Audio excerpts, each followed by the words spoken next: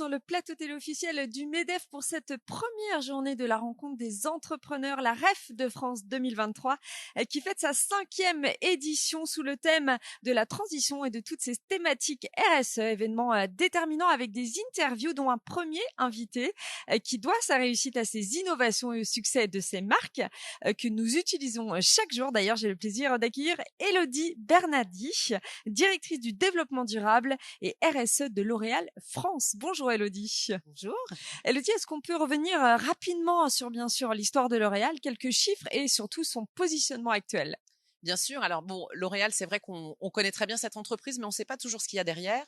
Donc nous sommes le leader de la beauté. Nous sommes présents dans près de 150 pays dans le monde. Nous avons à peu près une trentaine de marques internationales. En France, on en a un peu plus parce qu'on est le pays patrimonial du groupe, donc on a presque une cinquantaine de marques. Et effectivement, nous sommes extrêmement engagés dans notre transfo durable. Et d'ailleurs, je vous ai apporté quelques petits exemples aujourd'hui dont on pourra probablement discuter. Nous avons 4 divisions qui agissent sur les 4 grands circuits de la beauté, avec des marques emblématiques comme Garnier, L'Oréal Paris, Saint-Laurent, Lancôme, La Roche-Posay, Vichy, Kérastase et j'en passe. Alors, on va se focuser, en tout cas, se concentrer sur la France, qui est le berceau du groupe.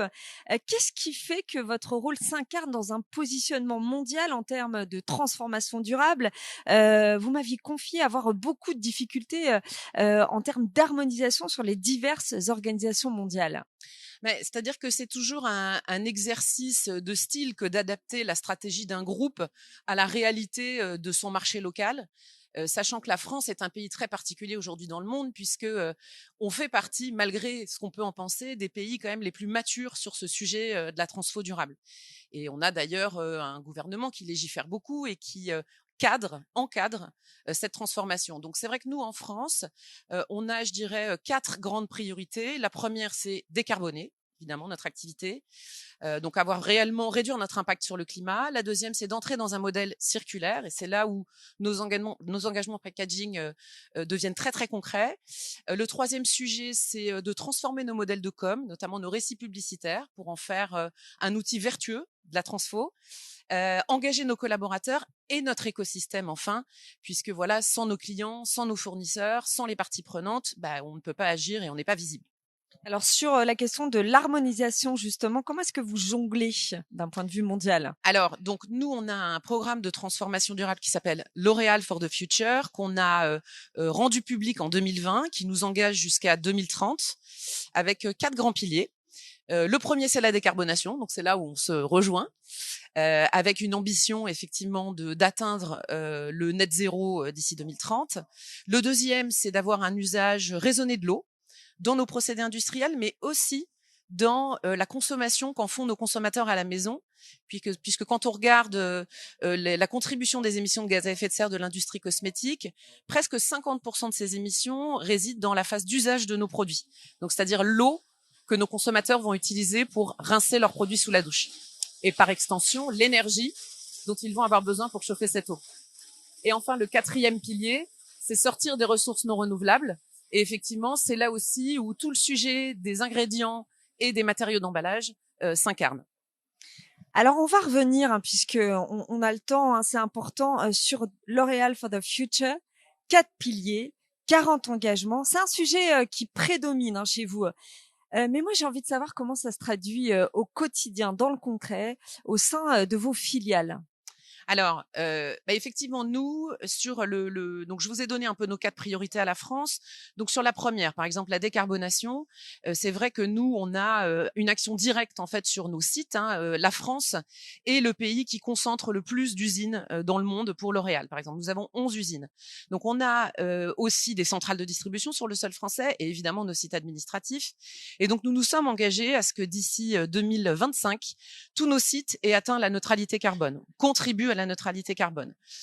Aujourd'hui, en France, sur typiquement donc nos 11 usines, nos 6 centrales de distribution locales, elles sont toutes approvisionnées à 96% en énergie renouvelable. C'est comme ça qu'on va chercher la neutralité carbone chez L'Oréal. On ne fait pas de compensation pour l'instant. Donc, c'est de la sobriété énergétique, c'est de l'approvisionnement en énergie renouvelable. On a aussi un engagement très fort sur nos transports, puisqu'on a décidé de réduire de 50% les émissions de CO2 liées au transport de nos produits d'ici 2030. Et c'est évidemment un engagement qui est très prégnant dans un périmètre de filiale, puisque nous livrons quotidiennement tous nos clients, donc les 4 circuits du sélectif. Et donc, effectivement, là-dessus, on travaille activement avec nos partenaires transporteurs pour aller, ce qu'on appelle, greenifier nos lignes, donc aller chercher le plus possible des transports qui ont besoin d'énergie verte pour rouler, mais aussi en optimisant ce qu'on appelle la préparation, c'est-à-dire s'assurer que les camions partent bien pleins, s'assurer qu'on gère bien la fréquence de livraison pour avoir vraiment l'approche la plus sobre de nos transports. Voilà, ça c'est un exemple sur la partie décarbonation. J'en ai un autre évidemment sur l'économie circulaire, puisque la circularité de nos emballages est aussi extrêmement centrale dans notre programme de transformation. Et donc nous, notre politique repose sur ce qu'on appelle les 3 R: réduire, remplacer, recycler. Et donc, si vous voulez qu'on aille un petit peu plus loin, j'ai pris effectivement des exemples sur ce plateau pour vous l'illustrer. Voilà, ouais, vous allez nous montrer concrètement donc les 3 R: réduire, remplacer, recycler. C'est le fameux modèle anti-gaspi et aussi réemploi des recharges. Quand on a préparé justement cette interview, j'ai dit recyclage, vous m'avez dit non, pas que. Alors, on va justement aller sur le concret. Est-ce que vous pouvez nous expliquer pourquoi déjà ces modèles? Alors, donc, j'ai voulu vous illustrer par quelques exemples justement ces fameux 3 R. Donc, d'abord, vous avez le réduire. Donc, comment on réduit nos poids d'emballage, ce qu'on appelle l'intensité packaging.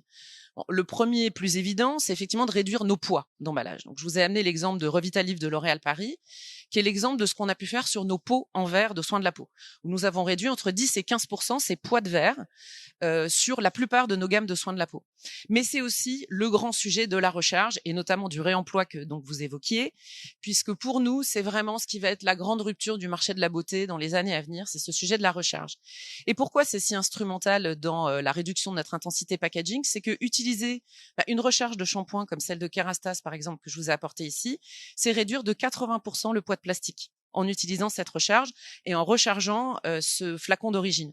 Mais on a aussi la même démarche sur notre portefeuille parfum, puisque aujourd'hui, sur la plupart de nos piliers et sur toutes nos innovations depuis 2 ans, vous avez une recharge qui est lancée en même temps. Alors, je vous ai amené notre dernier grand lancement, Prada Paradoxe, et une recharge comme celle-ci, c'est pareil, c'est moins 50% de verre et moins 50% de plastique. Donc, vous voyez que le réemploi, il est hyper instrumental pour réduire notre intensité packaging. Alors, il y a aussi un sujet très important chez L'Oréal, c'est l'engagement sociétal pour une transformation durable qui bénéficie à votre écosystème propre. Est-ce que vous avez, allez, rapidement 2 exemples? Oui, alors effectivement, nous, dans notre démarche RSE, le E est évidemment très important et très visible, mais le S aussi est extrêmement important parce que pour nous, il faut que L'Oréal puisse contribuer aux grands enjeux sociétaux du monde. Et donc, effectivement, on a la plupart de nos grandes marques se sont engagées dans des causes sociétales. Alors, je peux vous donner l'exemple, par exemple, de La Roche-Posay. Donc, La Roche-Posay, qui est une marque dermatologique qui a aujourd'hui des gammes qui sont pensées pour avoir vraiment des protocoles qui puissent aider les femmes qui sont dans un parcours d'oncologie, donc des femmes qui malheureusement vivent le cancer. Et on le sait, la radiothérapie, la chimiothérapie a un impact direct sur la qualité de la peau. Et pouvoir accompagner ces femmes avec des protocoles qui sont pensés par nos chercheurs, pensés par nos partenaires dermatologues, c'est extrêmement important. Et je dirais le deuxième exemple que je peux vous donner, c'est la marque L'Oréal Paris, qui a toujours été autour de l'empowerment des femmes, s'est engagée autour de la cause du harcèlement de rue et donc est partenaire d'un programme qui s'appelle Stand Up, qui me permet de savoir comment agir quand on est témoin d'une femme se faisant harceler dans le bus, dans le métro, dans la rue, sans se mettre en danger. Merci Élodie Bernadi. Je rappelle que vous êtes la directrice du développement durable et RSE de L'Oréal France. Merci d'avoir été avec nous sur le plateau télé officiel du MEDEF pour cette première journée de la rencontre des entreprises. À venir, restez avec nous, une nouvelle interview, celle de Paul Bazin de Pôle emploi en début d'après-midi. Et je vous rappelle bien sûr que vous pourrez retrouver toutes les interviews sur le site internet du MEDEF. À tout à l'heure.